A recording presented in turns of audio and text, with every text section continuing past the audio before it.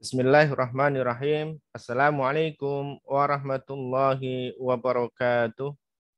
Waalaikumsalam. Waalaikumsalam warahmatullahi wabarakatuh. Innal hamdalillah nahmaduhu wa nasta'inuhu wa na'udzu billahi min shururi anfusina wa min sayyiati a'malina. May yahdihillahu fala mudilla lahu wa may yudlil fala hadiya lahu. Asyhadu an la ilaha illallah wahdahu la syarika lahu wa asyhadu anna Muhammadan abduhu wa rasuluh. Allahumma shalli ala sayyidina Muhammad wa ala ali sayyidina Muhammad. Kama shallaita ala sayyidina Ibrahim wa ala ali sayyidina Ibrahim. Wa barik ala sayyidina Muhammad wa ala ali sayyidina Muhammad. Kama barakta ala sayyidina Ibrahim wa ala ali sayyidina Ibrahim fil alamin innaka Hamidum Majid. Subhanak la ilma lana illa ma 'allamtana innaka antal alimul hakim. Alhamdulillahirabbil alamin. Bapak Ibu, kawan-kawan, ustadz ustadzah yang dirahmati Allah Subhanahu wa taala.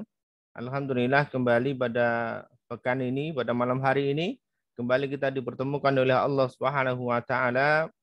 Berbahagia bahwasanya kami diizinkan kembali untuk kita belajar bersama, berbagi, diberikan kesempatan oleh Allah Subhanahu wa taala untuk terus belajar dan mengkaji ayat-ayatnya Allah Subhanahu wa taala dan juga hadis Rasul Muhammad sallallahu alaihi wasallam.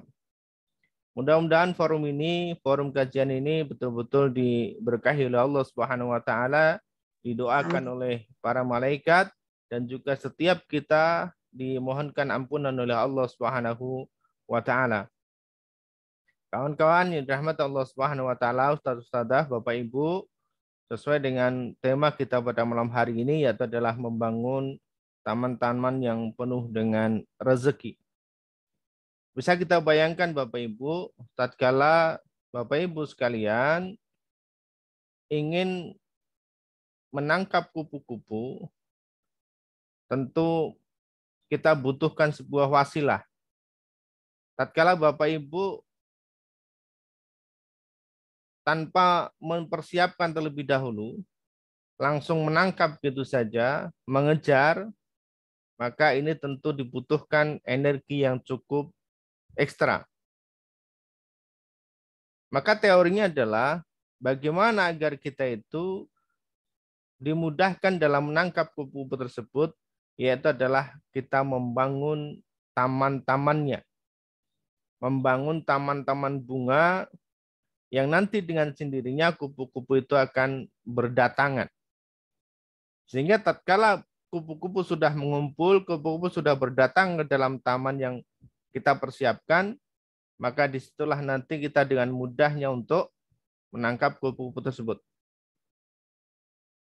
Nah, kawan-kawan rahmat Allah Subhanahu wa taala, ustaz-ustazah, bagaimana kemudian hal apa yang harus kita persiapkan agar kita bisa membangun taman-taman rezeki dalam diri kita, dalam keluarga kita, dalam lingkungan kita.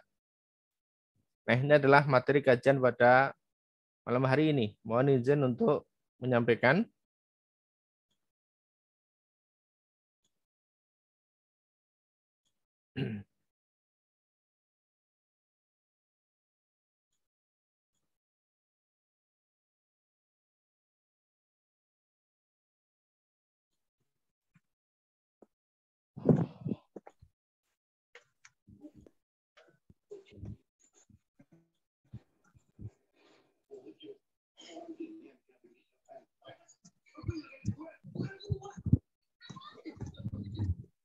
Ya, sekali lagi Bapak Ibu kawan-kawan rahmat Allah Subhanahu wa taala, kita bisa bayangkan bagaimana ketika kita tidak memiliki taman yang dipenuhi dengan bunga, maka kupu-kupu rasanya sulit untuk kita dapatkan. Namun tatkala kita sudah mempersiapkan taman-tamannya yang penuh dengan bunganya, maka kupu-kupu dengan sendirinya yang akan berdatangan. Dan kemudian kita tinggal mengambilnya. Kita tinggal menangkapnya sesuai dengan keinginan kita. Kalaupun kemudian kita tidak ingin menangkapnya, setidaknya kita bisa melihat indahnya kupu-kupu yang berada dalam taman tersebut. Kita akan awali kajian ini dengan mukadimah. di surat Al-Ahzab ayat 21. Laqad kana lakum fi Rasulillahi uswatun hasanah liman kana yarjullaha wal yawmal akhir wa dzakarallaha katsir. Sesungguhnya atau sungguh ya, lakot itu sungguh atau sesungguhnya telah ada pada diri Rasulullah itu adalah uswah hasanah, yaitu adalah suri teladan yang baik. Untuk siapa? Ya untuk kita semuanya yang mau belajar, yang mau mengikuti dari apa yang diajarkan oleh Rasul Muhammad SAW. Dan juga kepada kita semuanya yang mengharapkan rahmat dari Allah Subhanahu wa taala dan juga mengharapkan datangnya hari kiamat dan juga banyak menyebut nama Allah Subhanahu wa taala. Sehingga perlu kita pahami bahwasanya dalam kehidupan ini kita tinggal belajar kepada beliau Rasul Muhammad SAW yang sudah Allah persiapkan sebagai figur, sebagai contoh, sebagai suri teladan yang kita tinggal mengikut setiap langkahnya, setiap geraknya, setiap ucapannya, setiap pikirannya. Dan ini luar biasa. Bagaimana kemudian Rasulullah Muhammad ketika itu belum diangkat menjadi Rasul, beliau sudah menunjukkan akhlak yang baik. Beliau sudah menunjukkan suri teladan yang baik. Beliau sudah menunjukkan kejujurannya. Beliau sudah menunjukkan amanahnya. Beliau sudah menunjukkan kecerdasannya. Beliau sudah menunjukkan bagaimana cara bernegosiasi, cara menyampaikan dengan baik, dengan bijaksana. Dan ini adalah contoh-contoh yang baik yang tentunya kita bisa meniru. Bagaimana Rasulullah Muhammad SAW ketika beliau menjalankan kehidupan yang baik seperti itu, menjadi suri teladan seperti itu, beliau seolah-olah, bukan seolah-olah ya, jadi memang beliau itu menjadi pusatnya, menjadi senternya. Sehingga banyak orang akan berdatangan kepada beliau, akan mengikuti, mempercayai ucapannya. Meskipun ketika itu beliau belum diangkat menjadi Rasul. Namun akhlak yang beliau tunjukkan, akhlak yang beliau perlihatkan kepada masyarakat, inilah yang membuat beliau menjadi people magnet. Jadi kalau kita menyebutnya adalah people magnet, menjadi orang yang mampu memiliki daya tarik. Kalau kemudian kita lihat, kita gambarkan dengan taman tadi, berarti taman inilah yang bisa mendatangkan banyak kupu-kupu, menjadi daya tariknya para kupu-kupu untuk hadir, untuk datang, untuk mendekat. Dalam dunia bisnis, beliau juga sudah menunjukkan bagaimana kejujurannya. Banyak orang yang mau bertransaksi dengan beliau, tidak khawatir dicurangi, tidak khawatir dibohongi. Ini juga menunjukkan bagaimana beliau ini menjadi people magnet.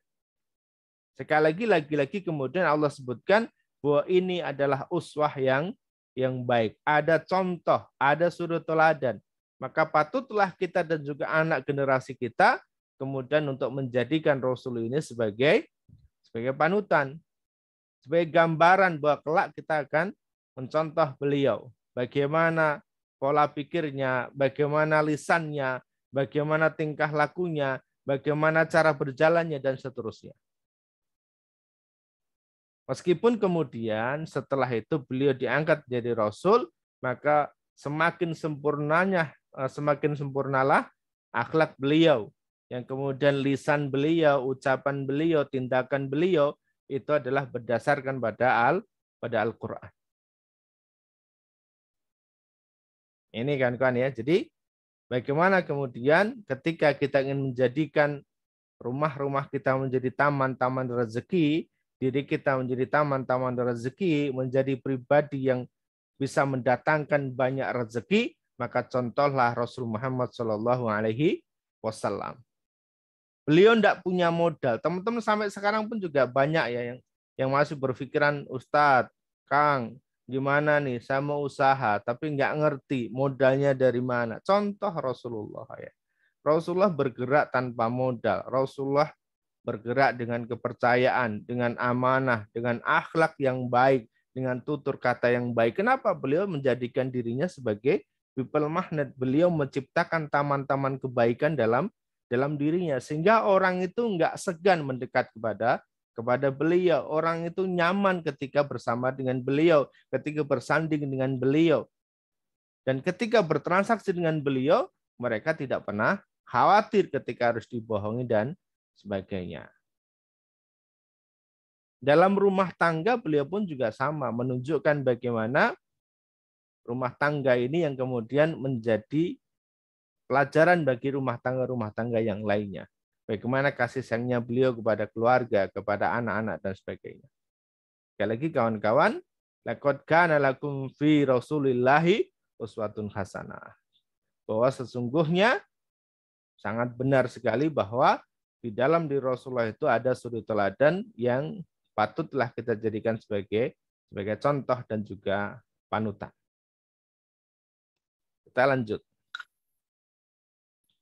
Ya, dari Abu Hurairah ia berkata, kaum mukminin yang paling baik adalah yang paling baik akhlaknya. An Abi Hurairah qala Rasulullah sallallahu alaihi wasallam akmalul mu'minina imanan ahsanuhum khuluqan. Ya, bahwa mukmin yang baik itu adalah yang paling baik akhlaknya. Artinya apa kawan-kawan? Ketika kita ingin membangun bagaimana diri kita menjadi taman-taman bunga tadi yang indah, maka coba perbaiki dari akhlaknya terlebih dahulu. Perbaiki dari cara berbicara kita, cara ngomong kita, gerak langkah kita. Ini harus kita perbaiki. Nah, dari mana itu semua berasal? Itu semua berasal dari mindset kita. Semua berawal dari pola pikir kita. Dari mana pola pikir dan mindset kita dapatkan? Itu semua adalah dari apa yang selama ini kita masukkan ke dalam otak kita, yang kita masukkan ke dalam pola pikir kita.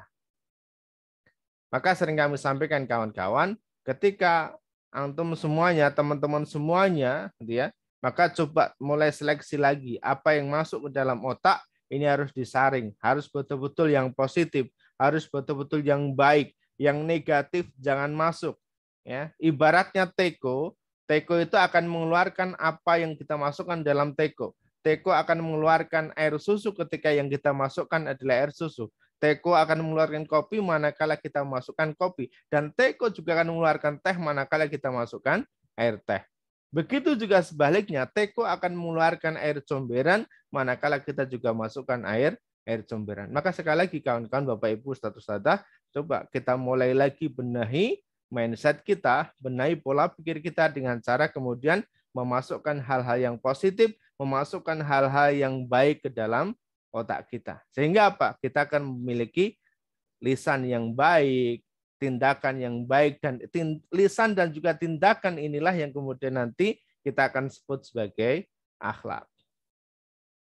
Baik, kita lanjut ya. Khairun nasi anfa'uhum linnas, bahwa sebaik-baik manusia itu yang tentu paling bermanfaat bagi orang lain. Bagaimana akhlak seseorang itu diukur? Salah satunya adalah ketika seseorang itu bisa bermanfaat bagi orang lain. Ketika akhlaknya tidak baik, tentu akan merugikan orang lain. Ya. Bapak Ibu bisa bayangkan, ketika ada orang yang akhlaknya tidak baik, suka mencaci, suka mencemooh, suka bergunjing, suka memfitnah, suka menuduh, dan sebagainya. Ketika orang itu datang di tempat kita, tentu ini akan merasa nggak nyaman. Orang-orang yang berada di sekitarnya merasa tidak akan nyaman. Ya, artinya apa? Berarti tidak bisa memberikan manfaat kepada orang lain. Namun sebaliknya, ketika seseorang akhlaknya itu baik, lisannya baik, tindakannya baik, maka kedatangannya saja itu bisa memberikan manfaat, bisa memberikan warna, bisa memberikan cahaya, bisa membuat orang lain itu tenang. Itu artinya sedikit manfaat yang sudah diberikan. Begitu juga Rasulullah. Rasulullah ketika datang dengan ke tempatnya para sahabat, itu sudah memberikan warna, sudah membuat adem, sudah membuat tenang. Itu adalah bagian kecil daripada bagaimana membuat manfaat bagi orang lain. Atau dengan kata lain begini, ketika kita tidak bisa memberikan sesuatu ke orang lain, ya jangan membuat orang lain itu mengeluarkan sesuatu untuk diri kita. Jangan sampai kemudian membuat orang lain itu tidak nyaman dengan kehadiran diri kita. Dengan kita hadir dan kemudian tidak membuat orang lain tidak nyaman, itu adalah sudah memberikan bagian daripada memberikan manfaat bagi orang lain. Ya, khairun nasi anfa'uhum. Belum lagi nanti ketika tingkat yang lain, ketika kita bisa memberi yang jauh lebih besar lagi, memberi makanan, memberi bantuan, memberi tenaga dan sebagainya, ini tentu menjadi tingkatan yang jauh lebih tinggi lagi. Tapi intinya adalah bagaimana kemudian kita bisa memberikan manfaat untuk orang lain. Nah, ketika kita memiliki ini, jadi dalam diri kita itu ada potensi yang kemudian bisa memberikan dampak manfaat yang baik untuk orang lain. Nggak usah ngomong, kita nggak usah datang, itu pasti orang akan berbondong-bondong datang ke tempat kita. Orang berbondong-bondong akan minta nasihat kita. Orang akan berbondong-bondong bagaimana kemudian dekat dengan diri kita. Dan ini berarti kita menjadi people magnet. Dan ketika kita sudah menjadi people magnet, maka akan menjadi people rezeki, akan menjadi magnet rezeki, akan menjadi taman-taman kebaikan tadi, menjadi taman-taman yang penuh dengan rezeki. Kupu-kupu akan datang dengan sendirinya. Tidak usah dipanggil, mereka otomatis akan mencari di mana tempat bunga itu berada, di mana taman itu berada. Kita lanjutkan lagi. In ahsantum li anfusikum. Nah, jika kalian berbuat baik, sesungguhnya perbuatan baik itu adalah untuk diri kita sendiri, untuk dunia sendiri. Jadi apa yang kita lakukan ketika kita bisa memberikan manfaat kepada orang lain, itu tidak lain dan tidak bukan sebenarnya adalah bagaimana kita itu dalam rangka menolong diri kita. Kalau ada istilah orang Jawa begini, ketika kita bisa menolong orang lain, maka suatu saat kita akan ditolong juga oleh orang lain. Ya, ini ada istilah orang Jawa begitu. Jadi ketika kita bisa menolong orang lain, meskipun orang tersebut tidak kita kenal, maka suatu saat kita pun juga akan ditolong oleh orang lain. Meskipun orang yang nolong kita nanti juga sudah berbeda lagi, bukan orang yang kita tolong. Atau bahkan bisa jadi kebaikan ini akan nurun ke anak-anak kita. Jadi kalaupun bukan kita yang akan ditolong oleh orang lain, bisa jadi atas kebaikan kita itu, anak-anak kita lah yang akan ditolong oleh orang lain. Jadi kaidahnya ini di surat Al-Isra ayat 7, bahwa sesungguhnya kebaikan yang kita lakukan itu, kemanfaatan yang kita berikan bagi orang lain itu nanti sebenarnya adalah akan kembali kepada diri kita. Jadi ketika kita bisa memberikan kepada orang lain, maka sesungguhnya kita pun sedang memberikan sesuatu untuk diri kita. Kita lanjut ya. Nah, sebagai contoh lagi misalnya ini jauh lebih mengerucut ya, ada di hadis riwayat Muslim. Nah, barang siapa yang membebaskan seorang muslim dari suatu kesulitan di dunia, jadi ketika nolong orang lain, membantu, memberikan pertolongan atas kesulitan orang lain tersebut, maka Allah lah yang akan membantu kita, membebaskan kita dari suatu kesulitan di hari kiamat kelak. Jadi ketika kita nolong orang lain, membantu kesulitan orang lain, memudahkan orang lain menyelesaikan kesulitan tersebut, maka kelak kita juga akan ditolong oleh Allah, dibantu oleh Allah untuk menyelesaikan kesulitan kita di hari kiamat. Begitu juga yang barang siapa memberikan kemudahan kepada orang lain yang berada dalam kesulitan tersebut, maka Allah juga akan berikan kemudahan bagi diri kita, baik itu di dunia dan juga di akhirat. Termasuk ini yang mungkin barangkali kita juga tidak mudah kita lakukan, yaitu adalah ketika kita bisa menutupi aib seorang muslim, maka Allah juga akan menutup aib kita di dunia dan juga di akhirat. Dan Allah akan selalu menolong hambanya selama hamba tersebut mau menolong saudaranya sesama muslim. Ini kalimat terakhir ini cukup menarik ya. Allah akan selalu menolong hambanya selama hamba tersebut menolong saudaranya sesama muslim. Maka disinilah teman-teman ketika teman-teman belajar pola rezeki Allah di pola yang pertama, ilmu manut Quran, yaitu adalah bagaimana kita punya niat yang baik untuk senantiasa bisa bermanfaat bagi orang lain, bisa bermanfaat untuk lingkungan sekitar kita, bisa nolong orang lain. Meskipun sebenarnya diri kita juga butuh bantuan orang lain, meskipun sebenarnya diri kita juga sedang butuh ditolong oleh orang lain. Namun ketika kita pasrahkan ini semua, meskipun dalam kondisi kekurangan, kita bersedia menjadi bagian atas kemanfaatan untuk orang lain, maka Allah lah yang nantinya akan nolong diri kita, memberikan kemudahan-kemudahan bagi kita, dan juga menyelesaikan kesulitan-kesulitan kita, baik itu di dunia maupun nanti sampai di akhirat. Sehingga kawan-kawan, ketika kita memperbaiki yang ada dalam diri kita, tidak memperbaiki. Jadi kita memperbaiki apa yang ada dalam diri kita, maka disitulah nanti diri kita akan menjadi pusat kebaikan untuk orang lain, diri kita akan menjadi taman-taman rezeki tadi, baik rezeki untuk diri kita maupun rezeki untuk orang lain, maka disitulah nanti akan ada kubu-kubu yang datang, akan ada rezeki-rezeki yang datang tanpa kita minta dari arah yang tidak pernah disangka-sangka. Nah, sehingga apa yang kita lakukan kawan-kawan ya? Yang pertama, miliki niat yang kuat. Ya, niatnya harus kuat. Jangan setengah-setengah. Ustadz, saya masih punya utang, saya masih punya amanah yang harus saya bayar. Oke, enggak apa-apa.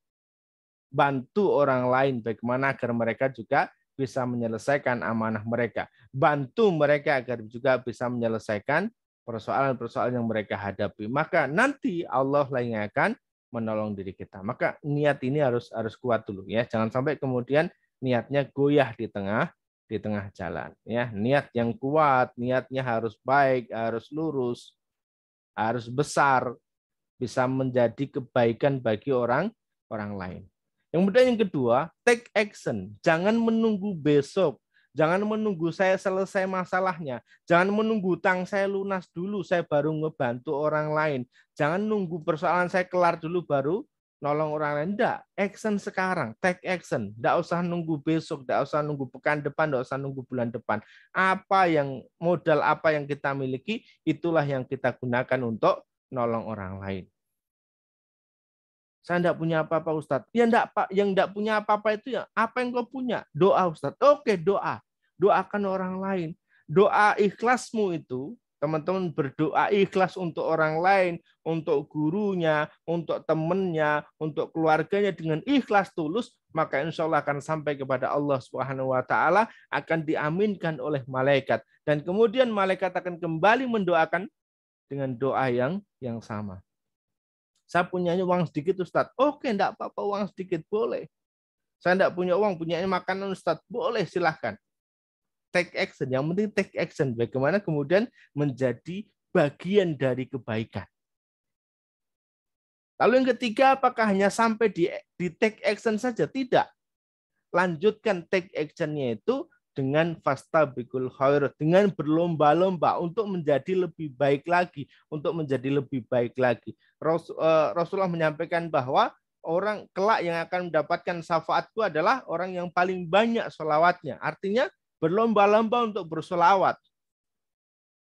berlomba-lomba untuk senantiasa mendekat pada Allah Subhanahu wa Ta'ala dengan memperbanyak istighfar, berlomba-lomba dalam baca Quran, berlomba-lomba dalam ibadah, dalam kebaikan, termasuk juga berlomba-lomba dalam infak dan juga sedekah. Berlomba-lombalah, tidak hanya sekedar take action saja, tetapi maksimalkan segala potensi yang ada dalam dirinya. Seperti tadi di grup ada pertanyaan, bagaimana kemudian ibadah semampunya itu seperti apa? Ibadah semampunya itu adalah ibadah yang bisa kita lakukan sesuai dengan kemampuan. Contoh, ketika teman-teman itu bisa mengangkat kursi tiga kursi sekali angkat, ya jangan mengangkat 2. Jangan mengangkat 4 ataupun 5. Jadi cukup mengangkat 3 sesuai dengan kemampuannya. Ketika teman-teman duha itu baru bisa 2 rakaat, ya enggak apa-apa, lakukan 2 rakaat dulu, rutinkan dulu. Teman-teman duha bisa 4 rakaat, dan sudah lakukan 4 rakaat dulu. Jangan dipaksa sampai 8 rakaat, 12 rakaat. Ya. Ketika teman-teman di sepertiga malam terakhir, baru bisa tahajud 2 rakaat, ya enggak apa-apa, rutinkan dulu. Nanti tentu setiap hari akan ada naik levelnya, akan naik tingkatannya, ya, mulai ditambah. Ketika teman-teman baru bisa merutinkan baca 1 lembar dari Al-Quran, sudah itu lakukan dulu, ya. Maka kemudian setelah itu tanamkan dalam dirinya untuk senantiasa berlomba-lomba dalam kebaikan, untuk senantiasa mendekatkan diri kepada Allah Subhanahu wa taala, untuk berlomba-lomba mendapatkan ampunan dari Allah Subhanahu wa taala, untuk berlomba-lomba mendapatkan kebaikan dari Allah Subhanahu wa taala. Nah, terakhir kawan-kawan, Bapak Ibu, saudara-saudara, jadilah pribadi yang bermanfaat dan menyenangkan bagi orang lain, maka rezekimu akan mengalir terus-menerus. Sebagaimana taman yang sudah kita bangun, taman yang sudah memiliki banyak bunga yang cantik-cantik, maka kupu-kupu dengan berbagai jenisnya akan berdatangan dari arah yang tidak pernah kita sangka-sangka. Begitu juga dengan rezeki akan datang dan mengalir dan terus mengalir dari arah yang tidak pernah kita sangka-sangka. Bapak Ibu, kawan-kawan dirahmati Allah Subhanahu wa taala, bagaimana kemudian kita senantiasa mulai malam hari ini niatkan apa yang bisa kita lakukan. Kebaikan apa yang bisa Bapak Ibu lakukan? Yuk, coba ya. Ini kita kasih tugas 1 menit ya, setengah menit. Coba pikirkan kebaikan apa yang bisa Bapak Ibu lakukan. Ya, mulai malam hari ini. Ya. Apa ya? Ketika baru bisa berdoa, oke, enggak apa-apa. Ketika bisa membantu orang lain baca Quran, oke. Ketika bisa mengajar, oke. Ketika bisa bersedekah lebih banyak, bagus. Ya, begitu coba ya. Bayangkan apa yang bisa Bapak Ibu lakukan untuk bisa untuk bisa memberikan manfaat yang jauh lebih kepada masyarakat, kepada orang lain. Tentunya sekali lagi kita kembalikan tadi ke ayat di atas bahwa kita hanya menjadikan Rasulullah itu sebagai panutan dan juga sebagai suri teladan. Baik Bapak Ibu, demikian materi kita malam hari ini. Soalnya kita sambung dengan sharing dan diskusi. Mudah-mudahan bisa membuat kita tersentak ya, membuat kita untuk membangunkan niat-niat yang tadinya tertidur, niat-niat yang tadinya masih kecil menjadi niat-niat yang besar, dan kita harus senantiasa bersunudan kepada Allah Subhanahu wa taala, karena setiap kebaikan yang kita lakukan meskipun sekecil apapun, sebesar biji sawi, kelak juga akan dihitung sebagai kebaikan oleh Allah Subhanahu wa taala, dan tentunya juga akan diberikan balasan yang terbaik oleh Allah Subhanahu wa taala. Subhanaka wa bihamdika asyhadu alla ilaha illa anta astaghfiruka wa atubu ilaik. Assalamualaikum warahmatullahi wabarakatuh. Waktu saya kembalikan ke Guswi. Waalaikumsalam warahmatullahi wabarakatuh. Insyaallah khairan katsir pada Sadudin ya, atas materi yang disampaikan. Luar biasa ya Bapak Ibu sekalian, saudara-saudara. Bagaimana cara bagi kita untuk kemudian menghadirkan ya teman-teman yang nantinya akan menjadi taman rezeki bagi kita semuanya. Insyaallah ini menarik sekali untuk kita diskusikan. Silakan pada kesempatan ini kita lanjutkan dengan sesi sharing, tanya jawab, diskusi terkait dengan materi yang disampaikan ataupun hal lain yang nanti bisa Bapak Ibu ingin ketahui. Baik, untuk itu bagi Bapak Ibu yang sudah siap untuk sharing ataupun ingin bertanya, kami beri kesempatan ya. Silahkan mungkin yang ingin bertanya langsung ya di forum ini, silakan dengan mengajukan tangan ya. Ini sudah ada 2 penanya. Ada Ustadz Ahmad Al-Hafif Juliansah, ada Pak Ahmad. Silakan, monggo Bapak, kami persilakan untuk bertanya. Terima kasih kesempatannya, Kang Mus. Assalamualaikum warahmatullahi wabarakatuh. Mohon izin, Ustadz Kang Udin, izin bertanya tadi terkait materi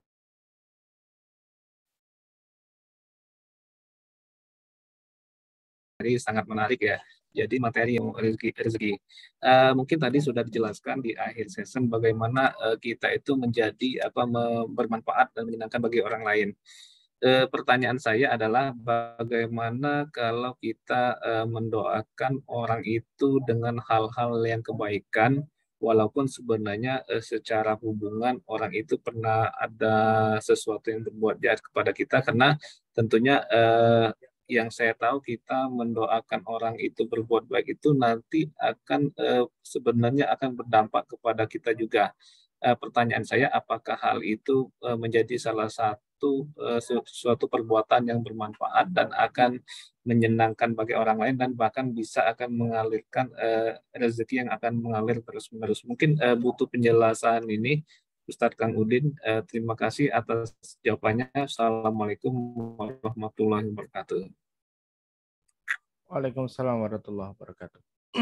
Baik ya, menarik sekali ini ya. Dan ini juga tidak mudah sebenarnya. Jadi mendoakan yang baik-baik kepada orang yang tidak baik kepada diri kita. Ini jujur terus terang ini memang suatu hal yang tidak besar, tidak mudah. Butuh jiwa yang besar ya, butuh hati yang besar untuk bisa melakukan hal-hal seperti ini.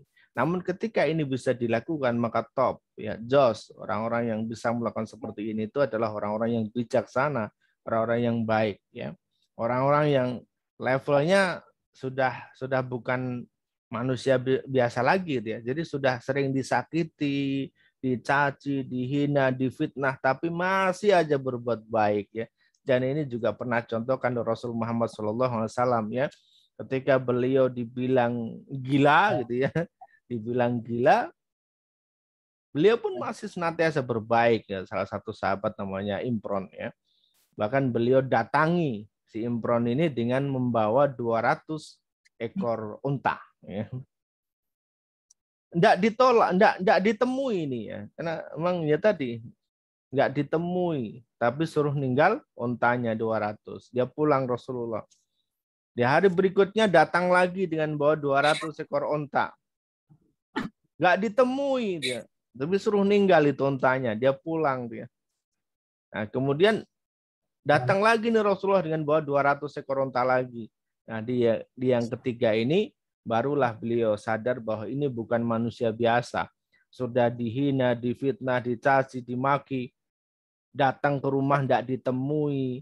Barang bawaannya suruh ninggalin. Ini kok masih datang dengan 3 kali dengan membawa 200 ekor unta kali 3. Ini bukan manusia biasa. Ini orang-orang yang berjiwa besar. Orang-orang yang punya hati lapang, orang seperti ini. Maka kemudian disitulah baru bisa masuk Islam. Dan namun yang cukup menarik adalah beliau tidak sekedar masuk Islam, tapi beliau mengatakan bahwa beliau akan mengislamkan 600 orang dengan 600 unta yang beliau berikan. Ini luar biasa ya.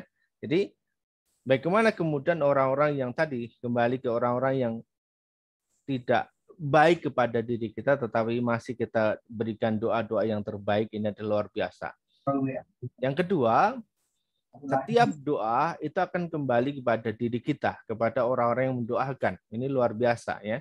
Jadi ketika kita berdoa kepada orang lain dan kemudian orang tersebut tidak mengetahui bahwa kita sedang mendoakan mereka, maka disitulah malaikat akan datang dan mengaminkan doa kita. Dan yang kedua, tidak selesai malaikat mengaminkan, tetapi malaikat juga kemudian kembali mendoakan kepada kita dengan doa-doa yang sama. Maka sangat menarik sekali ketika orang-orang seperti ini. Saya cukup salut kepada orang-orang yang bisa seperti ini ya. Insyaallah Pak Ahmad ini luar biasa ketika bisa dijalankan oleh siapapun berlapang dada, dan tentu ini akan mendatangkan banyak kebaikan. Seperti tadi Rasulullah gambarkan bahwa Rasulullah tidak hanya sekedar mendapatkan pasukan satu, ya, tidak hanya mendapatkan satu yang masuk Islam, tetapi 1 plus 600 orang yang masuk Islam. Ini kebaikan-kebaikan yang digambarkan ketika itu, dan insya Allah di era sekarang pun tentu nanti juga akan banyak kebaikan-kebaikan yang bisa kita dapatkan, menjadi sumber rezeki yang begitu besar, ya. Bahkan saya diajarkan oleh guru saya bagaimana kemudian entah tetangga kita itu berbuat baik kepada kita ataupun tidak, kita doakan anak-anak dan generasi berikutnya itu menjadi generasi-generasi yang terbaik. Mungkin bisa jadi orang tuanya saat ini tidak berbuat baik, tetapi bisa jadi anak dan cucunya, keturunan berikutnya itu menjadi orang-orang yang baik, menjadi orang-orang soleh, menjadi penyeru kebaikan, menjadi orang-orang yang menjadi sumber kemanfaatan bagi orang lain. Insya Allah demikian, ya. Mudah-mudahan bisa menjawab pertanyaan tadi. Insya Allah. Begitu, Gus. Ya. Ya, terima kasih Kang Ustadz untuk jawabannya. Ya. Cukup Pak Ahmad Juliansyah. Ya, cukup ini Ya, Kang Gus. Terima kasih. Ya, baik. Terima kasih. Baik. Lanjut ke penanya berikutnya, Bu Rahmawati, silakan. Bisa di-mic-nya, silakan. Assalamualaikum warahmatullahi wabarakatuh. Waalaikumsalam warahmatullahi wabarakatuh. Di sini saya ingin menanyakan, tadi Pak Ustadz mengatakan kalau pemikiran kita itu harus yang baik-baik, perkataan kita itu harus selalu baik-baik juga, dan mindset itu juga selalu baik-baik. Nah, di sini bagaimana jika ada seseorang itu, tapi itu pemikirannya, perbuatannya, bahkan perkataannya itu yang baik sama yang tidak baik, itu banyak yang tidak baik. Tetapi dia itu sepertinya itu rezeki dengan kemalangan, itu bagaimana ya Pak Ustadz? Ada di posisi keberuntungan memihak ada dia gitu. Itu yang saya ingin tanya, bagaimana gitu? Ya, gimana Bu? Putus-putus Bu tadi Bu. Itu saja Pak Ustadz. Bisa diulang kalimat terakhirnya? Tadi sempat terputus. Bisa diulang Bu Rahmawati? Ya, saya ingin menanyakan, tadi kan Pak Ustadz bilang kalau untuk menarik. Oh ya, itu bagi orang tersebut itu bagaimana ketika perbuatan, mindset, pemikiran itu dia itu pengucapannya yang baik sama yang dan tidak baik, itu banyakkan yang tidak baik. Kadang itu suka menyindir, suka mencaci maki, tapi kalau dilihat dari luar dia itu kelihatan bahagia dan tidak ada kemalangan gitu loh, maksudnya kemalangan sama keberuntungannya itu banyak keberuntungannya. Nah di sini yang saya ingin tanyakan,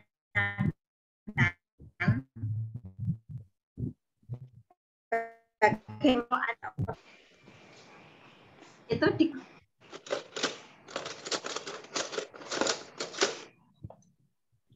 bisa ditangkap pertanyaannya Kang Udin?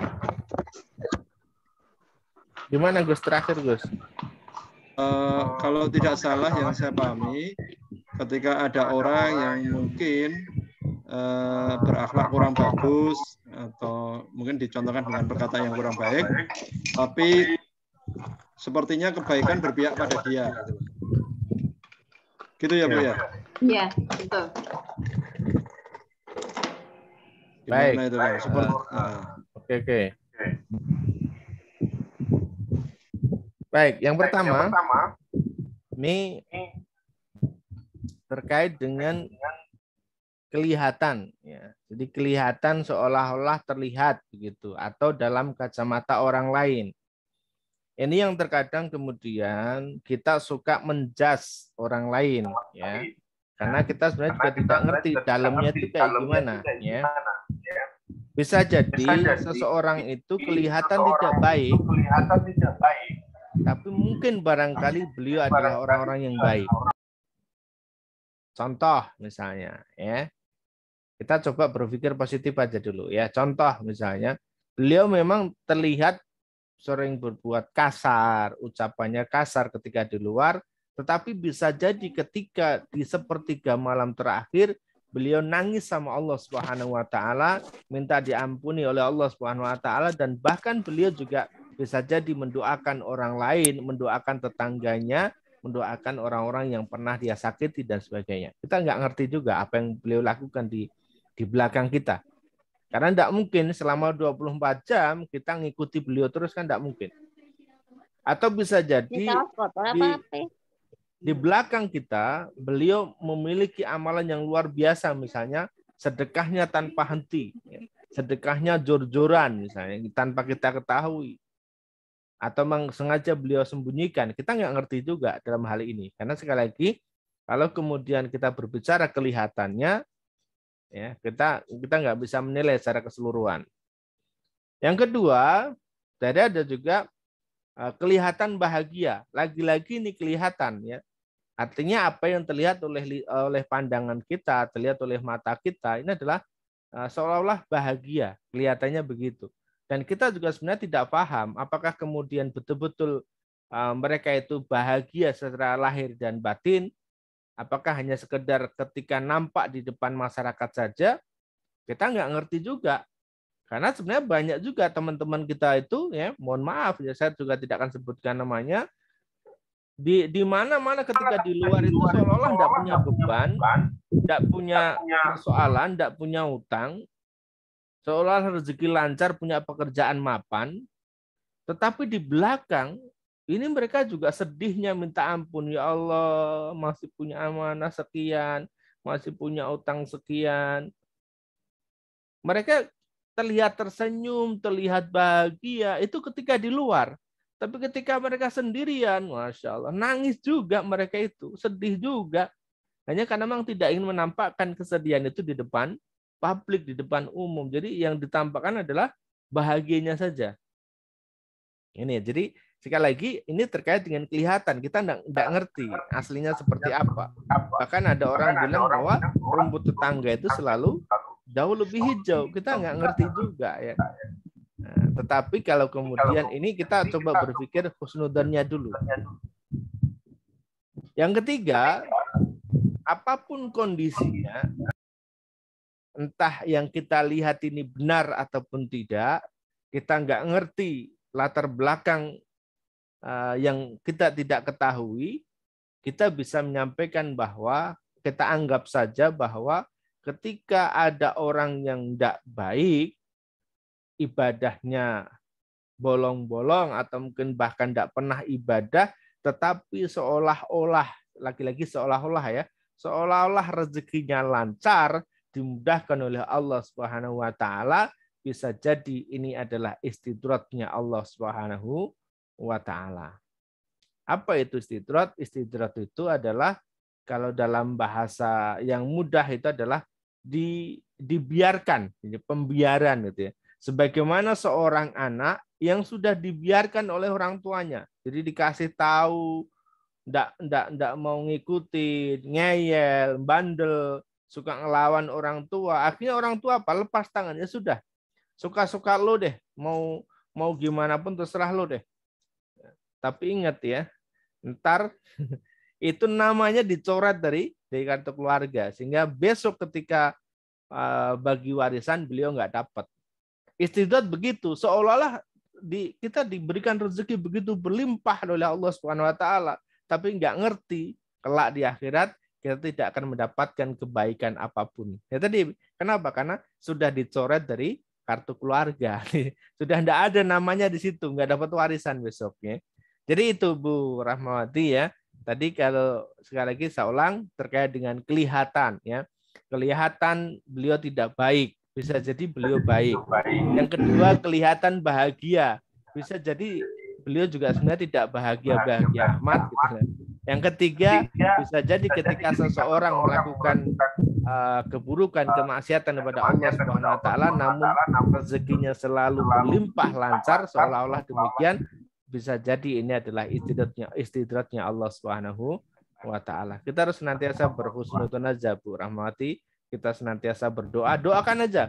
Mudah-mudahan bahagianya itu benar-benar bahagia. Kita doakan saja, mudah-mudahan yang kelihatannya tidak baik itu atau ibadahnya kurang, besok dilengkapi, ibadahnya jadi lengkap. Jadi begitu, kita doakan yang baik-baik saja. Insya Allah doa itu akan kembali kepada diri kita. Demikian Bu Rahmati, insya Allah tetap terima kasih. berpikir positif ya. Ya, terima kasih atas jawabannya Pak Ustadz. Ya, oke, baik. Lanjut, Gus. Terima kasih. Baik, terima kasih pada Bu Rahmawati ya. Semoga juga bisa dipahami oleh Bapak Ibu yang lainnya. Baik, kita akan melanjutkan pertanyaan berikutnya. Namun sebelum kita lanjut, ada sekilas info ya, Bapak Ibu ya, Sobat Ustadzah. Agar nantinya mungkin kalau nanti sudah ke akhir-akhir biasanya banyak yang live itu ya. Ini kita infokan satu event yang nanti akan kita jalankan. Mohon untuk yang mau bertanya ya, Bu Warsini, Bu Ati, dan lainnya nanti mohon setelah info ini kita sampaikan. Bapak Ibu, saudara-saudara, jamaah semuanya, yang ingin mendalami ya buku Manut Quran, bisa kaya, insya Allah kita akan hadirkan forum training online, training online yang akan kita hadirkan di bulan Agustus besok dalam 4 kali pertemuan. Nah, ini kita sampaikan pada Bapak Ibu yang ingin mendalami buku Manut Quran bisa kaya, sehingga bisa lebih benar-benar semakin dalam dan mudah untuk mempraktekkan. Ya, silahkan nanti mengikuti agenda kami yang akan kita kemas dalam bentuk Zoom ya. Jadi Bapak Ibu tidak harus menuju ke salah satu tempat ya secara offline, tapi kita adakan secara online.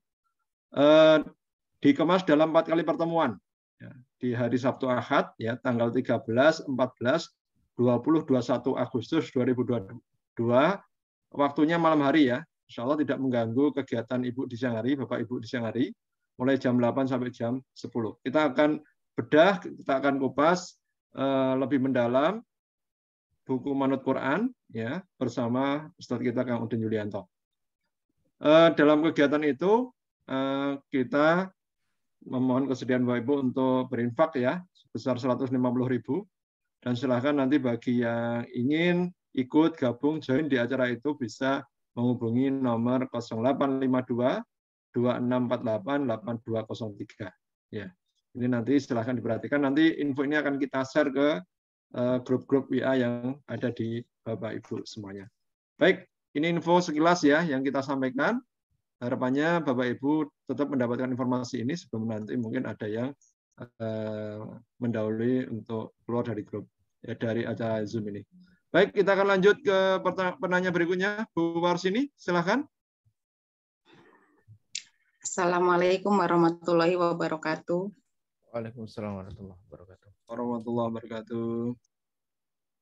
Terima kasih waktunya Ustadz. Sebelumnya saya sebenarnya ragu ya mau bertanya karena beberapa hari yang lalu saya mendapatkan ilmu entah hadis atau apa yang bunyinya seperti ini. Jangan sering memberikan pertanyaan hanya ingin tampil seperti orang yang bisa gitu. Saya kurang bisa memahami itu gitu. Intinya jangan suka bertanya gitu kan, saya menanggapinya seperti itu. Tapi entah kenapa di acara Zoom dengan Kang Udin ini saya merasa rugi kalau saya tidak menanyakan apa yang menjadi unek-unek saya gitu. Jadi saya nanya lagi gitu. Jadi mohon penjelasan tentang yang saya dengar tadi benar atau enggak, bahwa janganlah sering bertanya hanya ingin merasa seperti orang yang mampu gitu. Yang itu pemahaman mungkin saya salah. Ya. Untuk yang saya tanyakan sekarang adalah yang berkaitan dengan kalimat terakhir tadi, ya Allah, jadilah pribadi yang bermanfaat dan menyenangkan bagi orang lain. Mungkin saya tanyakan enggak ada kemiripannya dengan Ibu yang sebelumnya tadi. Jadi begini, saya bukan orang yang lemah lembut, Saya bukan orang yang amanah gitu. Saya juga bukan orang yang penyabar gitu.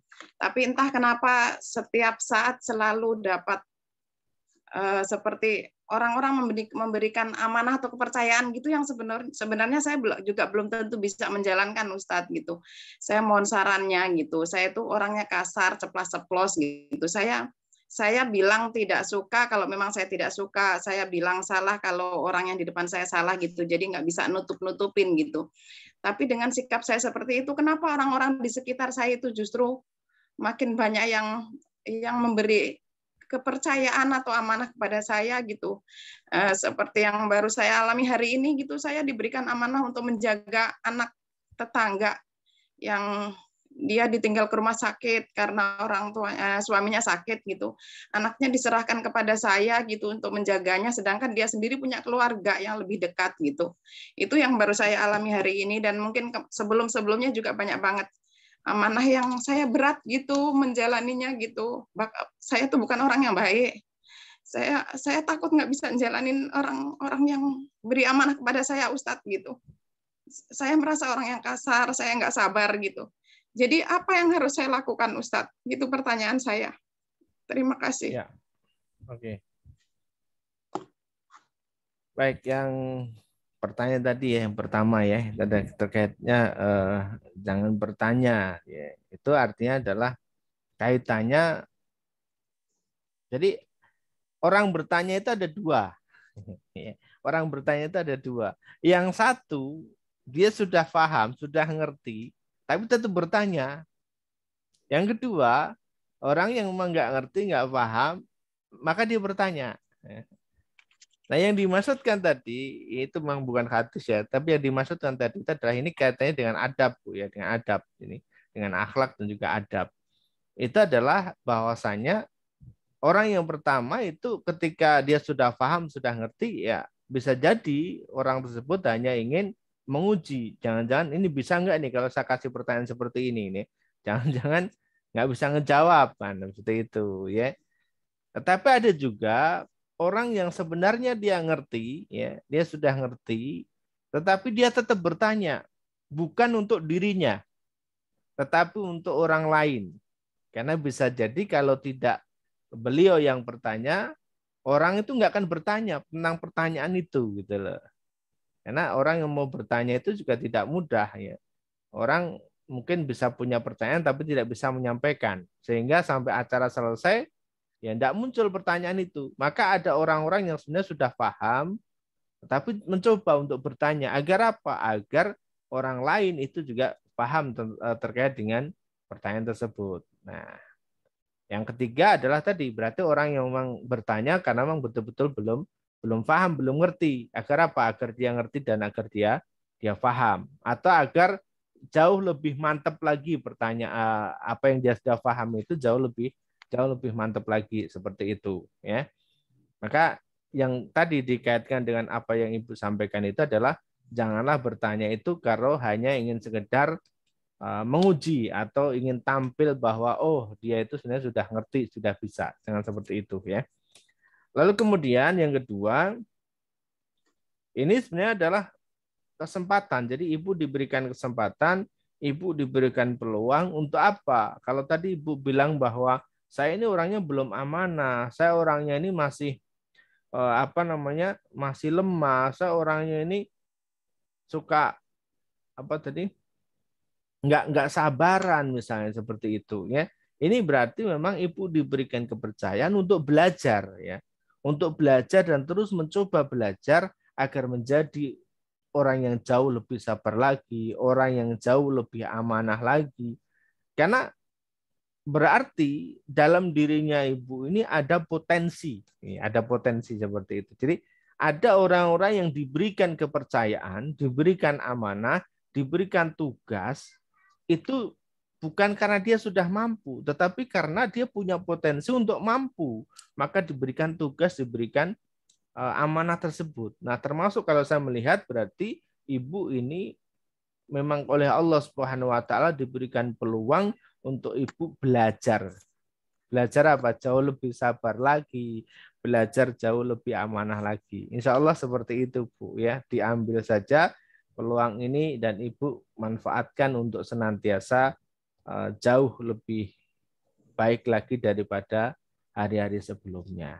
Insya Allah seperti itu. Termasuk ada juga di luar sana misalnya, saya itu orangnya belum baik Ustadz. Saya malu kalau kumpul sama orang-orang baik. Saya malu kalau ikut pengajian dengan orang-orang baik. Sebenarnya ini justru peluang untuk apa? Untuk seseorang itu berubah dan belajar jauh lebih baik lagi. Karena tidak mungkin dia akan berubah menjadi baik manakala dia tidak ikut dalam pusaran orang-orang yang baik. Insya Allah demikian Bu Warsini, bisa dipahami?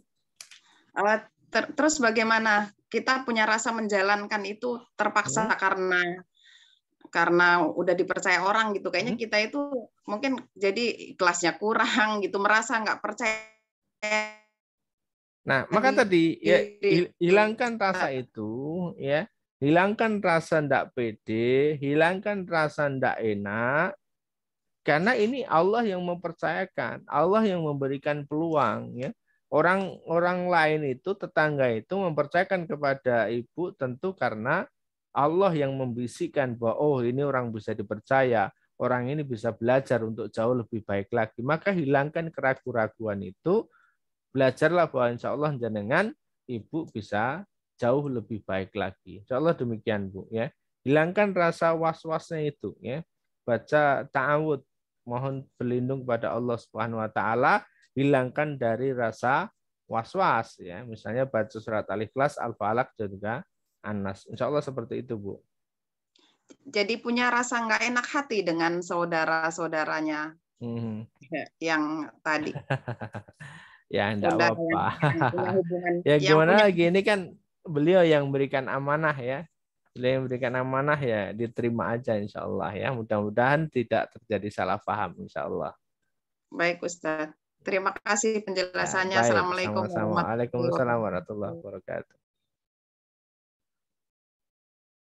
Waalaikumsalam warahmatullahi wabarakatuh. Baik. Sebelum kita lanjut ke penanya yang langsung, kita akan merespon pertanyaan yang ada di room chat ya. Ini ada beberapa yang bertanya. Yang pertama ada dari Ibu Prapti. Assalamualaikum Pak Ustadz, bolehkah slide-nya nanti di-share di grup? Masih, insya Allah. Baik, insya Allah ya. Tolong diingatkan besok ya. Ini penanya berikutnya dari Bu Melindayon. Ya, Assalamualaikum Ustadz, saya mau bertanya, apakah rasa jengkel kita terhadap seseorang itu bisa menghambat rezeki kita sendiri, terutama itu kepada ortu? Ya. Betul banget ya. Rasa jengkel ke orang lain, apalagi jengkel kepada orang tua, ini tentu dampaknya besar banget terhadap rezeki diri kita ya. Sangat berdampak banget, apalagi ke orang tua, ke ibu. Aduh, masya Allah ya, jangan ya. Harus berlapang dada, harus bisa manfaatkan. Orang lain punya kekurangan itu wajar ya. Tidak bisa seorang itu sempurna sesuai dengan apa yang kita pikirkan, sesuai dengan apa yang kita inginkan. Itu tentu juga tidak semudah itu ya. Maka ketika kita punya rasa tidak enak, rasa jengkel, rasa sedih kepada orang lain, maka ini tentu akan menghambat rezeki untuk diri kita. Cara gampangnya begini, contoh ya. Cara gampangnya dan cara mudahnya. Logikanya begini. Ketika teman-teman tidak suka nih sama orang lain, tidak suka jengkel sama temannya, pasti ketika teman-teman ini mau jalan kemana gitu ya, ternyata di depan itu ada teman yang tadi kita jengkeli, yang nggak kita senengi gitu. Pasti kita akan putar arah, berbalik arah, cari jalan lain yang itu mungkin butuh waktu jauh lebih banyak, butuh biaya jauh lebih besar lagi. Ya. Belum lagi nanti ketemu apa dan sebagainya. Ini satu contoh saja. Bisa jadi kalau kemudian kita tadi lurus ke depan, ketemu teman yang memang tadi tidak ada persoalan dengan diri kita, ya tidak masalah. Mungkin bisa jadi di depan itu ada kita akan kalau dalam bahasa, kalau orang Jawa itu suka disuruh mampir ya. Nanti dikasih sesuatu, kasih minum dan sebagainya. Maka kalau kemudian kita jadi jengkel ke orang lain, ya bisa dibayangkan orang yang jengkel ke orang lain itu mesti tidak senang kalau ketemu, ya. Tidak senang kalau ngobrol bareng, tidak senang kalau berdekatan, itu pasti. Gitu ya.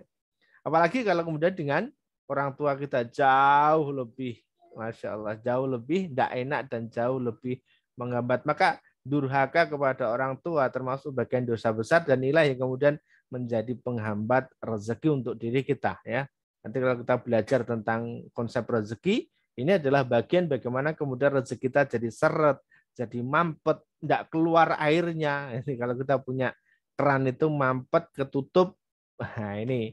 Yang nutup itu adalah bagaimana kemudian durhakanya seorang anak kepada orang tua. Apalagi kalau orang tua kemudian bisa sampai sakit hati atas perbuatan yang kita lakukan. Waduh, ini bahaya banget ini, ya. Kalau kemudian orang tua sakit hati atas perbuatan atau atas diamnya kita, maka orang tua doanya langsung tembus kepada Allah Subhanahu wa taala. Maka minta maaf, ya, segera mohon ampun sama Allah dan juga minta maaf kepada orang-orang yang bersangkutan. Sambung silaturahmi, insya Allah nanti akan bisa mendatangkan rezeki lagi. Demikian Gus Wi. Ya, baik. Demikian tadi Bu Melinda, ya. Ada yang mau direspon, Bu, terkait dengan jawaban dari Kang Udin? Ya, Assalamualaikum. Gini Pak Ustadz, Ya. cuman saya tuh terkadang masih bingung dengan istilah anak itu durhaka sama orang tua. Tapi bagaimana kalau istilahnya tuh kayak orang itu yang sebaliknya gitu loh. Orang tuanya yang memperlakukan anaknya itu yang tidak baik dari anak itu kecil sampai detik ini gitu. Jadi misalkan anaknya itu selalu berusaha mati-matian bagaimana caranya membahagiakan orang tua, bagaimana caranya membuat orang tua itu tidak intinya bangga lah. Tapi kita sampai setua ini dari kecil diperlakukan kasar, difitnah, dijelek-jelekin di depan orang. Padahal sebenarnya yang namanya orang tua itu kan harusnya anaknya jelek aja ditutupin. Tapi ini anaknya baik-baik aja malah dijelek-jelekin gitu loh Ustadz. Jadi kadang saya tuh kalau mbak saya bilang itu udah jangan khawatir. Orang tua itu tergantung seperti apa dulu. Misalnya memang mau nyumpahin kita, insya Allah kalau sumpah itu nggak baik, nggak diijabah kok sama Allah. Apalagi kita lihat dulu konteksnya itu orang tuanya tuh seperti apa. Nah itu bener nggak Pak Ustadz? Iya, oke, ya. Maka begini, ya. Jadi terkait dengan orang tua, hubungan anak terhadap orang tua tetap harus baik, ya. Apapun latar belakangnya, apapun kefahamannya, apapun kepercayaannya, apapun keyakinannya meskipun berbeda, tetap harus berbuat baik kepada orang tua. Konteksnya dalam hal kebaikan. Selama orang tua tidak nyuruh kita untuk bermaksiat kepada Allah, selama orang tua tidak nyuruh kita untuk berbuat dosa kepada Allah Subhanahu wa taala, maka wajib bagi seorang anak tetap harus berbakti kepada orang tua. Lalu kemudian kalau terhadap konteksnya di sini tadi, bagaimana kemudian ketika seorang anak sudah berbaik-baik ke orang tua, sudah baik-baikin semaksimal mungkin terhadap orang tua, tapi orang tua responnya kepada kita tidak baik. Apapun itu, yang kita lakukan ini adalah bentuk ujian. Bagaimana kemudian kita itu serius tidak dalam kita itu berdoa kepada Allah SWT. Pernah tidak kemudian ketika Ibu Melinda ini mendoakan yang baik-baik untuk orang tuanya. Misalnya doa agar diberikan hidayah. Ya. Doa agar orang tua semakin dekat kepada Allah. Doa orang tua agar senantiasa diberikan kesehatan oleh Allah. Ini adalah bentuk kewajiban seorang anak. Meskipun orang tua berbuat tidak baik terhadap anaknya, dalam konteks yang mungkin perkataannya kasar, dalam konteks yang mungkin difitnah dan sebagainya, tetapi tetap tugasnya adalah mendoakan untuk hal-hal yang baik terhadap orang tua kita. Ya. Karena apapun itu adalah tetap orang tua kita. Minta didoakan, kita senantiasa harus mendoakan kepada orang tua, agar mereka senantiasa diberikan hidayah oleh Allah Subhanahu wa taala. Dan kita tidak pernah tahu dari lisan kita yang keberapa, dari doa kita yang keberapa, itulah yang nanti akan diijabah oleh Allah Subhanahu wa taala. Insyaallah demikian Bu Melinda, dan jangan difikirkan terkait dengan fitnahnya, jangan pernah difikirkan terkait dengan respon orang tua terhadap diri kita. Dipikirkan sebentar boleh ya, direspon sebentar oke boleh, tapi jangan sampai diambil hati. Pikirkan saja yang positif-positif ya. Ya mungkin sesekali jaga jarak bolehlah, tetap doakan agar mereka diberikan hidayah oleh Allah Subhanahu wa taala, itu wajib kita lakukan. Insyaallah demikian. Oh ya, terima kasih Pak Ustaz. Oke, enggak apa-apa ya. Insya Allah kebaikanmu itu tetap dicatat sebagai kebaikan oleh Allah Subhanahu wa taala. Seperti itu ya. Ya, baik. Terima kasih ya. ada Bu Melinda ya. Insya Allah kita bersama-sama untuk semakin baik. Baik, ini kita lanjutkan pertanyaan chat berikutnya atas nama Bu Suci Juniawati. Assalamualaikum Pak Ustadz, perkenalkan saya dengan Suci Juniawati. Saya mau bertanya, saya sudah 1 tahun resign dari perbankan konvensional. Saya hijrah ke Depok. Alhamdulillah sekarang saya sudah berkumpul sekeluarga. Cuman setelah resign, saya jadi kurang bersilaturahmi dengan teman-teman saya dulu karena merasa mereka mulai berbeda paham dengan saya sekarang. Jujur, saya ingin menjadi pribadi yang lebih baik, lebih dekat dengan Allah SWT, dan dapat bermanfaat kepada orang lain. Cuma bagaimana caranya Pak Ustadz? Karena pada kenyataannya hal tersebut cukup sulit, dan sampai saat ini saya belum bisa menemukan teman yang bisa membimbing saya untuk dunia akhirat. Silakan Ustadz. Ya, oke ya. Insya Allah ya, apa yang dilakukan itu akan semakin mendekatkan diri pada Allah Subhanahu wa taala, dan senantiasalah berbuat baik kepada orang tua, mohon doanya. Doanya orang tua insya Allah dijabah oleh Allah Subhanahu wa taala. Dekati terus Allah Subhanahu wa taala, dekati terus orang tua kita. Dengan kita menjadi bagian dari berbakti kepada orang tua, maka insya Allah akan didekatkan kita itu dengan orang-orang yang baik. Akan didekatkan kita itu dengan orang-orang yang nanti bisa membimbing kita menuju jannahnya Allah Subhanahu wa taala. Dalam kehidupan ini sebenarnya kita itu akan mengalami proses yang berulang. Jadi kita dulu di usia remaja kita ketemu dengan siapa ya?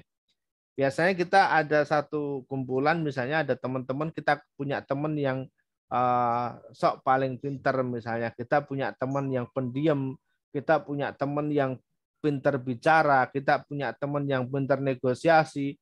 Dengan ciri khas masing-masing itu, maka ketika kita pindah di satu kota, pindah di satu tempat, kita akan bertemu juga dengan orang-orang yang memiliki hampir kriteria sama seperti tadi. Ada yang suka pintar ngomong, ada yang pendiam, ada yang pintar negosiasi, ada yang sok pintar dan sebagainya. Nanti akan ketemu juga dengan orang-orang yang seperti itu, insya Allah ya. Maka silahkan.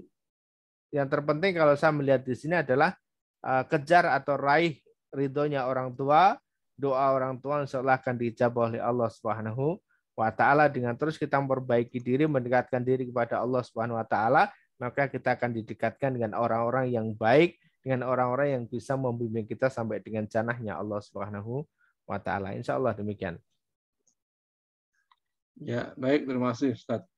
Baik, kita ke penanya berikutnya. Ini ada pernyataan sepertinya. Dari Kiliwansa, kebaikan yang sudah dilakukan sementara ini, sedekah ke masjid 5.000 setiap pagi, bantu support pekerjaan atasan di kantor, dan berdoa atas keluarga, tetangga, rekan-rekan kantor. Alhamdulillah kalau sudah dipraktekkan. Ya, baik.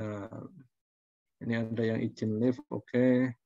Matikan kamera, oke. Ini dari berikutnya, dari Sania ya. Assalamualaikum, terima kasih sudah bergabung lagi. Mohon doanya Ustadz, semoga rezekiku dilancarkan. Amin. Amin, insya Allah ya. Saya mau tanya Ustadz, bagaimana caranya kalau teman yang pernah kita perjuangkan bikin kita kecewa? Ini menarik ini pertanyaannya. Silahkan. Ya. Baik, ikhlaskan dan doakan untuk kebaikannya. Ya. Jadi tidak usah kita pikirkan, tidak usah kemudian kita bersakit hati. Ya dulu pernah sakit hati, oke, tidak apa-apa. Ya.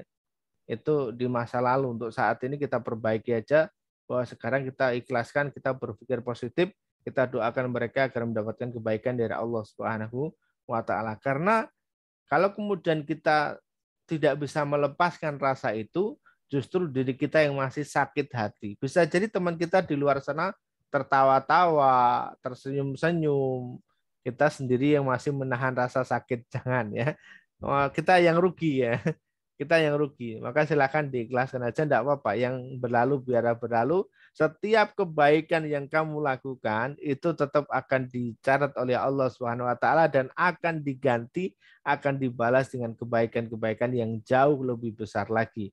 Ya enggak apa-apa, masa lalu dulu pernah memperjuangkan mereka dan sebagainya, sudah. Enggak apa-apa, itu adalah masa lalu. Kita ikhlaskan saja. Nanti kalau masih kita pegang ini enggak akan selesai. Insya Allah demikian Bu Sania ya, ikhlaskan aja Bu. Kasih Ustaz. Ya baik, sama-sama Bu. Ya. Baik Bu Sania, terima kasih ya. Pertanyaan berikutnya dari Siti Zena Arif. Assalamualaikum Ustaz, bagaimana sebaiknya sikap orang tua untuk menghadapi anak seperti itu? Yang mana ini tadi ya? Seperti anaknya? Itu yang mana ini? Nah, ini yang apakah yang tadi hubungan? Oh, anak yang durhaka. Aha. Gimana sikap orang tua terhadap anak yang durhaka? Anaknya yang bandel atau anaknya yang melawan orang tua, mungkin Ibu. Ya, insya Allah ya, ini doa orang tua itu insya Allah sampai kepada Allah Subhanahu wa taala, tidak ada sekat ya. Maka silahkan doakan terus anak-anaknya untuk menjadi anak-anak yang soleh dan solehah, agar mereka tidak agar mereka senantiasa berbakti kepada orang tuanya dan tidak durhaka. Dan ini di pekan kemarin sudah kita bahas bahwa bagaimana agar kita punya anak-anak itu yang tidak durhaka kepada orang tuanya dan kelak mau merawat orang tuanya. Yaitu adalah dengan cara kita juga jangan durhaka kepada orang tua kita. Ya, kita melakukan apa yang diamanahkan kepada kita terhadap orang-orang tua kita.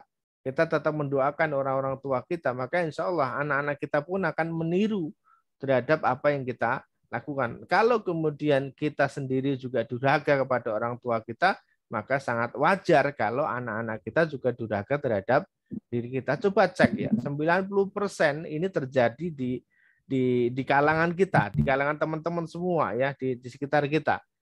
Orang tua pengennya anaknya itu nurut, kita sendiri tidak nurut.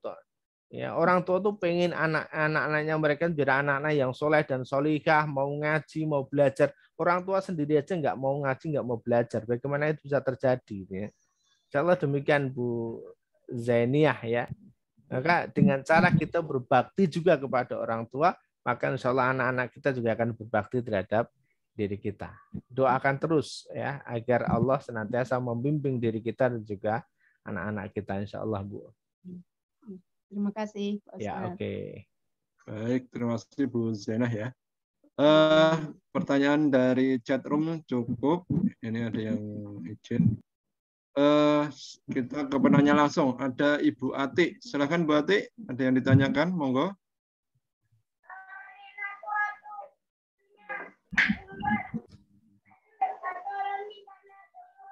Assalamualaikum Ustaz.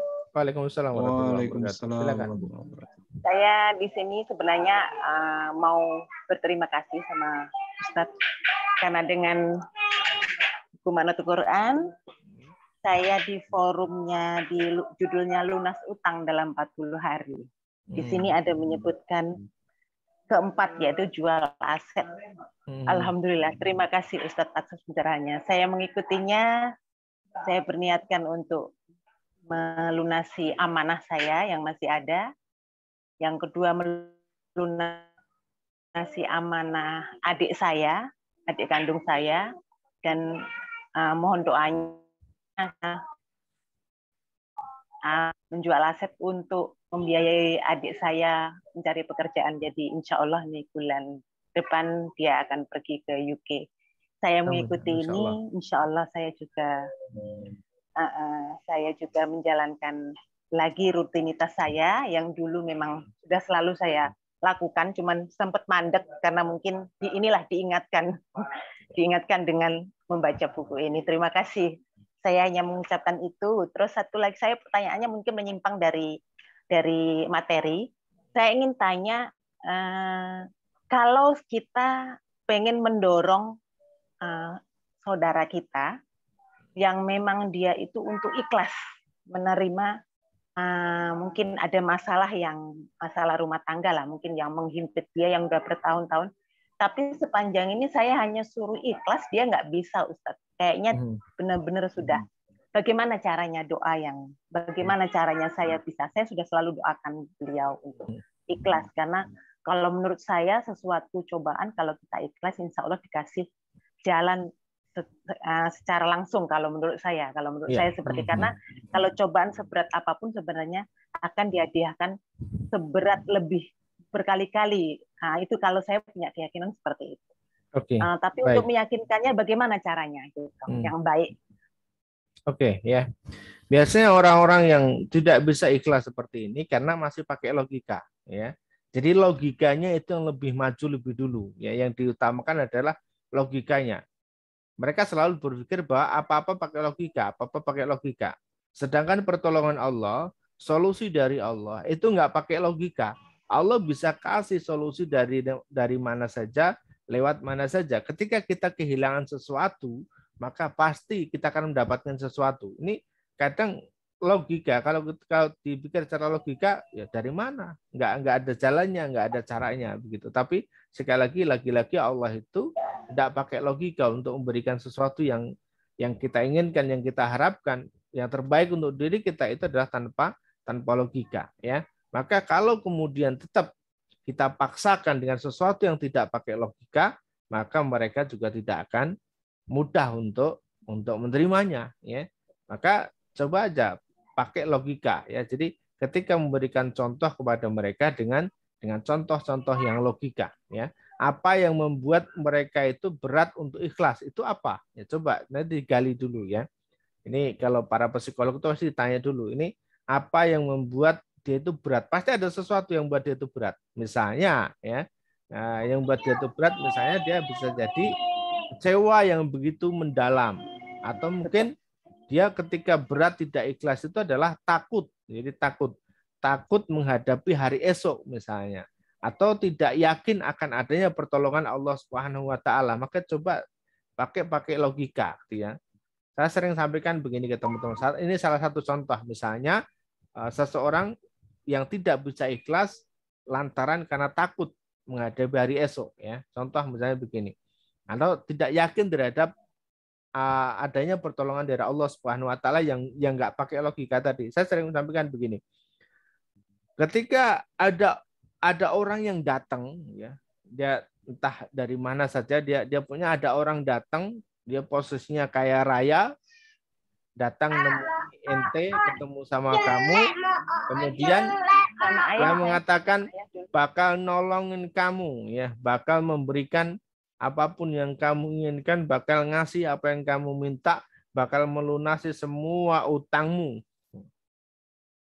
Logikanya, kalau ada orang yang kaya raya datang seperti itu, memberikan jaminan seperti itu, maka siapapun yang punya utang banyak, yang punya amanah besar, yang habis kehilangan sesuatu, pasti akan mengiyakan dan akan ikhlas. Yang tadinya takut tidak bisa bayar, yang tadinya takut kehilangan tadi, pasti akan tertutupi rasa takutnya itu dengan jaminan orang tersebut. Nah sekarang yang jamin kita bukan siapa-siapa, bukan manusia, bukan orang yang punya kekayaan terbatas tadi, tetapi yang jamin kita adalah Allah Subhanahu wa taala. Mosok kita tidak yakin dengan Allah. Nah disitulah kemudian mulai masuk logika-logika yang bisa kita berikan. Terlebih lagi insya Allah dengan doa-doa kita insya Allah, ya. Insya Allah demikian Bu Ati. Mudah-mudahan bisa menjawab. Ya, demikian Bu Ati. Bisa dipahami ya, untuk jawaban dari Ustadz Udin. Baik, mungkin sambungan trouble ya. Kita lanjut ke penanya berikutnya. Bisa dipahami Bu Ati? Silakan. Sudah, Ustadz, sudah. Ya, okay. Terima kasih. Terima kasih. Assalamualaikum warahmatullahi wabarakatuh. Waalaikumsalam warahmatullahi wabarakatuh. Baik, yang selanjutnya dari Pak Ginanjar Ardi Wijaya. Silakan, Bapak. Ya. Assalamualaikum, Ustaz. Waalaikumsalam warahmatullahi wabarakatuh. Waalaikumsalam warahmatullahi wabarakatuh. Alhamdulillah sekarang saya sudah mengikuti ikhtiar langit itu sudah jalan 14 hari Ustadz. Kira-kira apa namanya ada tips atau cara untuk kita bisa beristiqomah Ustadz untuk sampai mempertahankan itu. Ini kadang udah jalan ke setengah ini kadang tahajudnya suka kelewat gitu Ustaz. Ya. Kira-kira gimana Ustaz? Mungkin itu aja Ustaz pertanyaannya. Oke, baik ya. Baik, bagaimana agar kemudian kita bisa istiqomah?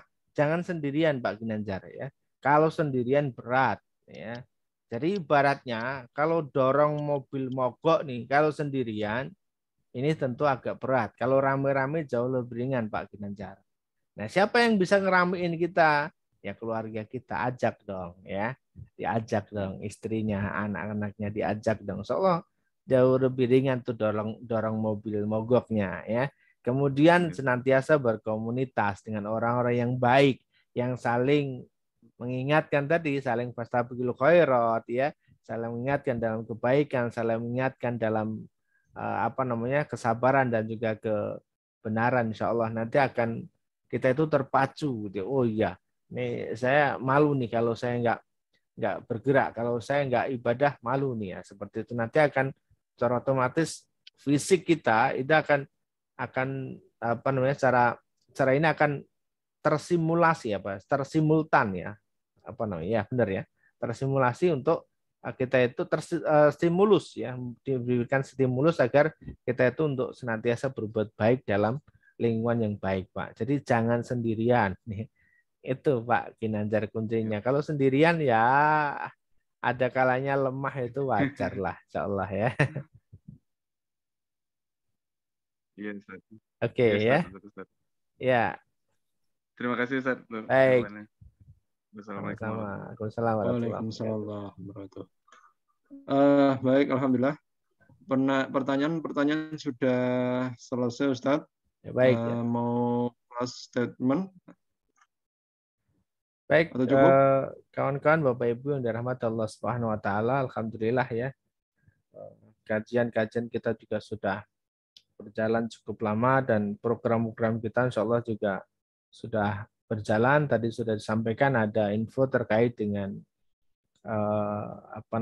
seminar online atau training online insyaallah di pertengahan bulan kita akan adakan. Silakan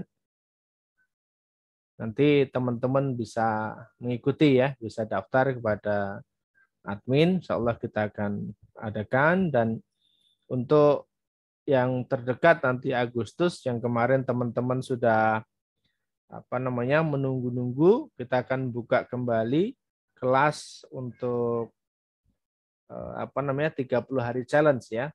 Kelas 30 hari challenge, insyaallah Agustus kita akan buka kelas baru. Silahkan nanti dipersiapkan teman-teman yang mau daftar, nanti bisa daftar ke admin, insyaallah kami sudah persiapkan. Besok kita akan share ya, besok kita akan share untuk program 30 hari challenge-nya ya, silahkan ya. Kemarin sudah banyak teman-teman di grup ini juga banyak yang sudah ikut, di kajian ini sudah banyak yang ikut juga. 30 hari challenge seperti apa pengalamannya, apa yang didapat, silahkan boleh tanya teman-teman yang sudah ikut ya. Insyaallah mereka juga akan ikut lagi di kelas yang berikutnya insyaallah ya. Maka silakan nanti kami tunggu untuk info selanjutnya, akan di-share di besok pagi insyaallah. Demikian Guswi yang kami sampaikan. Silakan dilanjut untuk info selanjutnya. Baik, terima kasih Ustaz. Demikian Bapak Ibu yang dirahmati Allah SWT, Ustaz-Ustazah, rangkaian kajian online kita pada malam hari ini. Semoga bisa memberikan pencerahan dan pemahaman baru kita dalam rangka kita menyempurnakan keilmuan kita untuk mendalami agama kita. Baik, Bapak Ibu Ustaz-Ustazah yang dirahmati Allah SWT, karena waktu juga sudah semakin malam, kita akan mengakhiri forum kajian online kita. Namun sebelumnya kami menginfokan kembali ya, bagi Bapak Ibu yang ingin sekali lagi menguatkan, mendalami, memahamkan ya, terkait dengan buku Manut Quran, bisa kaya silahkan hadir mengikuti training online Manut Quran. Insya Allah ini kita agendakan di bulan Agustus ya. Dipersiapkan waktunya agar nantinya kita bisa kembali menggali lebih dalam terkait dengan ilmu Manut Quran ini. Baik, nanti informasi akan kita share di grup-grup WA di tempat Bapak Ibu semuanya. Baik, Bapak Ibu yang dirahmati Allah SWT, mari kita bersama-sama menutup forum kita ini dengan membaca doa penutup majelis. Subhanakallahumma wa bihamdika asyhadu an la ilaha illa anta astaghfiruka wa atubu ilaik. Alhamdulillahirabbil alamin. Astagfirullahaladzim. Baik. Terima kasih kami aturkan kepada Bapak Ibu yang sudah hadir di forum kita malam hari ini.